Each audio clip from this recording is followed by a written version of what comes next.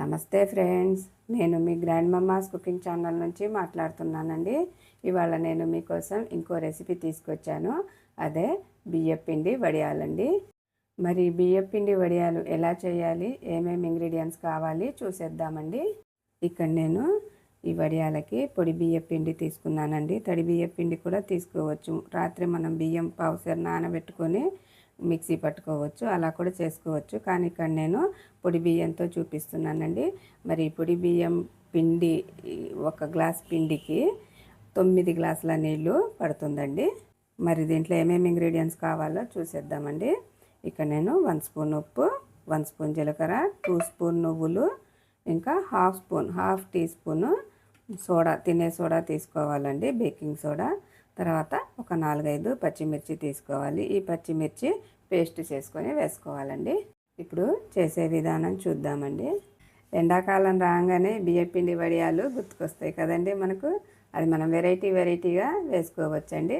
మొన్న వెరైటీ కుర్కురేలాగా చూపించాను, ఇప్పుడు కొంచెం అప్పాల్లాగా అలా వేసుకుందామండి. ముందుగా ఈ పచ్చిమిర్చి పేస్ట్ చేసుకుందామండి. ఇలా పేస్ట్ చేసుకొని పక్కన పెట్టుకుందాము. ఇప్పుడు ఈ పిండి కలిపేసుకుందామండి.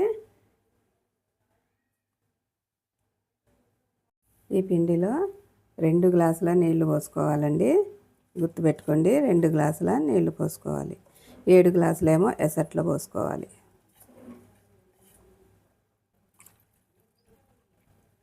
ఇలా కలిపేసుకొని పక్కన పెట్టుకోవాలండి.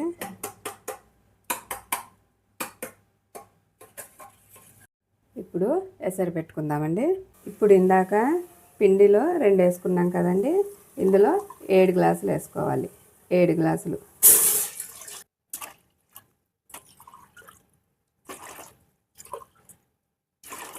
మొత్తం 7 గ్లాసులు అండి.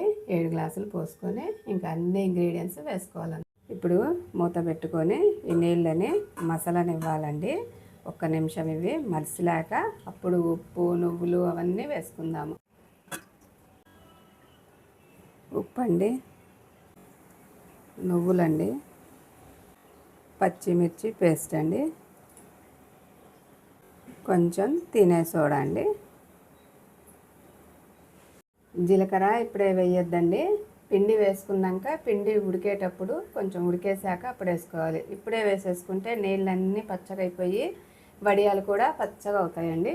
ఇప్పుడు మూత పెట్టుకొని ఒక 5 నిమిషాలు మరగనిద్దాం. ఇప్పుడు మరిగిపోతున్నాయండి. ఇప్పుడు పిండి వేసుకుందాము. వేసుకుందామండి. ఈ పిండి కలుపుతూ వేసుకోవాలండి. ఇలా కలుపుతూ వేసేసుకోవాలి మొత్తం పిండి. ఇలా మనం దగ్గరుండి ఇలా కలుపుతూ ఉండాలండి, లేకపోతే ఉండలు కట్టేస్తూ ఉంటుంది అన్నమాట.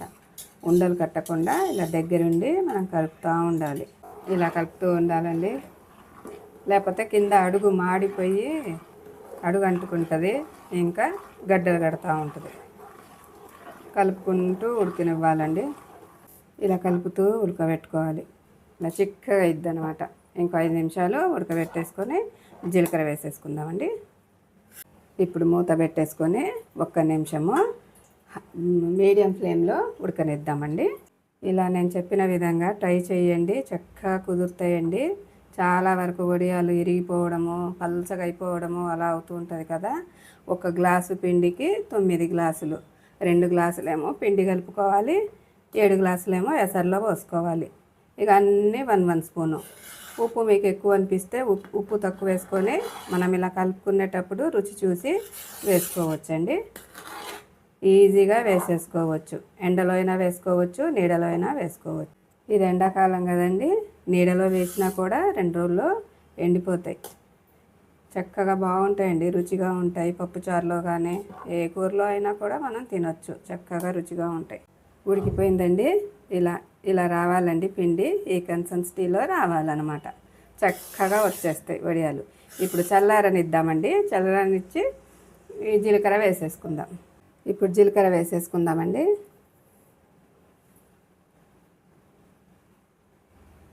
ఇలా వేసుకుంటే పచ్చబడవు, వడియాలు కూడా పచ్చబడవు. ఇంకా మనం ముందే వేసేసుకుంటే పచ్చగా అయిపోయి వడియాలు కూడా పచ్చగా వచ్చేస్తాయండి. ఇప్పుడు కవర్ వేసుకొని ఇంటిపైన డాబా మీదైనా మనకు ఎండ ఎక్కడ ఉంటే అక్కడ, లేకపోతే నేను ఫ్యాన్ కింద అయినా వేసుకోవచ్చు.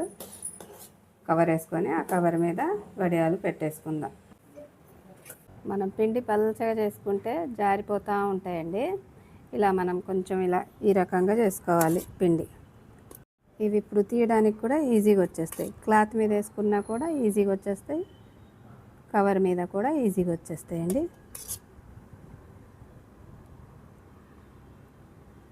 చూడండి ఫ్రెండ్స్, ఒక పావు కేజీ పిండికి ఎన్ని వచ్చాయో, ఒక గ్లాస్ పిండికి ఇన్ని వచ్చాయండి. ఎండిపోయాయండి, చక్కగా ఎండిపోయాయి. చూడండి, ఇలా తీసేసుకోవాలండి. అన్ని వడియాలు ఇలా తీసేసుకోవాలి. ఇలా చక్కగా తీసుకోవాలండి. కొంచెం నూనె పోసుకొని వేపుకుందామండి వడియాలు. చూడండి ఫ్రెండ్స్, ఇట్లా వేసుకోవాలి. చక్కగా ఉబ్బుతాయండి ఒక్కోటి.